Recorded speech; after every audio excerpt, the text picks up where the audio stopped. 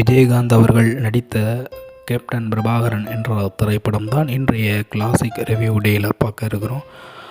உங்களுக்கு கேப்டன் விஜயகாந்த் அவர்களை மிகவும் பிடிக்கும் என்றால் நம்ம சேனலை சப்ஸ்கிரைப் செய்யுங்கள், பெல் பட்டனை அழுத்துங்கள். வாருங்கள் காணொளிக்குள் செல்லலாம். நடிகர் கேப்டன் விஜயகாந்த் அவர்கள் நடித்து 300 நாட்களுக்கு மேலாக திரையரங்குகளில் ஓடி தீர்த்த நம்ம கேப்டன் பிரபாகரன் குறித்து தான் இன்றைய வீடியோ. ஐயா கேப்டன் விஜயகாந்த் அவர்களின் துணைப்பெயர் கேப்டன் என்று வருவதற்கு மிக முக்கிய காரணமாக இந்த திரைப்படம் அமைந்திருக்கின்றது. விஜயகாந்த் அவர்களின் திரைப்பட வரலாற்றில் இந்த திரைப்படம் கேப்டன் பிரபாகரன் என்று அமைந்தது குறிப்பிடத்தக்கது. இந்த திரைப்படத்தில் 2 பாடல்கள் மட்டுமே உள்ளன. ஆனால் இரண்டுமே சூப்பர் டூப்பர் ஹிட் ஆன பாடல்கள் என்று கூறலாம்.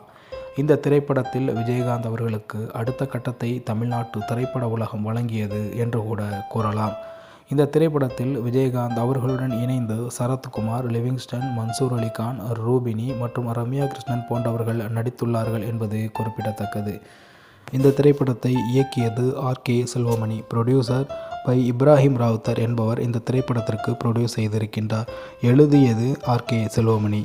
மியூசிக் நம்ம இளையராஜா ஐயா தாங்க. Cinematography by Rajarajan. A. Rameshkumar. Edit by Jayachandar. இந்த திரைப்படத்தின் production company IV cine production. Distributed by IV cinema production.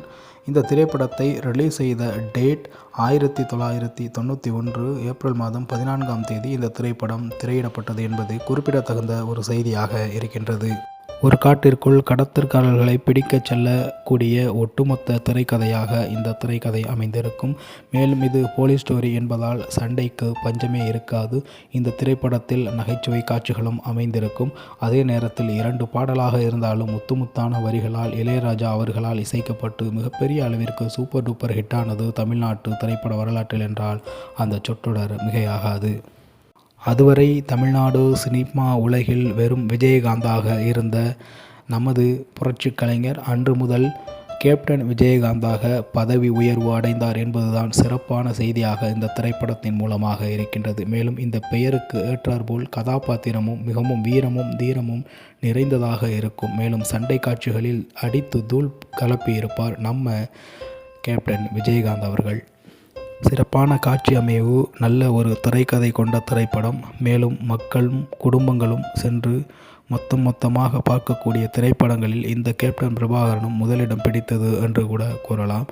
தியேட்டர்களில் 300 நாட்கள் அதிகமாகவே ஓடியது இந்த திரைப்படம். இதுவரை தமிழ் மண்ணில் எத்தனையோ படங்கள் திரையரங்குகளில் ஓடியிருக்கும். ஆனால் அந்த காலகட்டத்தில் 1991 அதிகமான திரைப்படங்கள் வெளியாக துவங்கிய காலம். அந்த காலகட்டத்திலேயே கிட்டத்தட்ட 300 நாட்கள், அதாவது ஒரு முழு வருடமே ஓடியிருக்கின்றது திரையரங்குகளில் என்று கூறினால் மிகப்பெரிய ஒரு சாதனை தானே.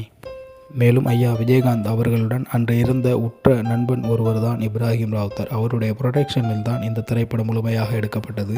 இந்த திரைப்படத்தின் வாயிலாக மிகப்பெரிய அளவிற்கு பிரபலமான நம்ம கேப்டன் விஜயகாந்த் அவர்கள் அப்பொழுதிலிருந்தே இப்ராஹிம் ராவுத்தர் அவர்களுக்கு மிகப்பெரிய நன்றி கடன் ஆற்றும் விதமாக பல்வேறு செயல்பாடுகளை செய்து வந்திருக்கின்றார். கேப்டன் பிரபாகரன் வந்த பிறகு அதற்கு பிறகு அதிகமான படங்கள் அதே சாயலில் எடுக்கப்பட்டது. ஆனால் கேப்டன் பிரபாகரன் தான் இதுவரை நின்று மக்களால் ஏற்றுக்கொண்டு பேசப்படக்கூடிய ஒரு திரைப்படமாக மாறி நிற்கின்றது.